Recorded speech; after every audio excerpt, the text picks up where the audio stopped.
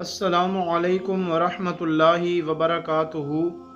سامعین و ناظرین، آج کی اس ویڈیو کے اندر ہم آپ کو بتائیں گے جمعۃ المبارک کے دن ناخن ترشوانے کی فضیلت، ناخن کاٹنے کی فضیلت۔ میرے کریم نبی صلی اللہ تعالیٰ علیہ وآلہ وسلم نے ارشاد فرمایا کہ جو بندہ جمعہ کے دن ناخن ترشوائے گا، ناخن کٹوائے گا، اللہ رب العزت اس کو آنے والے جمعۃ المبارک تک اللہ رب العزت بلاؤں سے محفوظ رکھے گا۔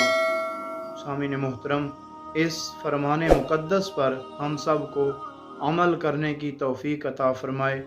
جمعۃ المبارک کے دن اپنے ناخن تراشنے کی توفیق عطا فرمائے۔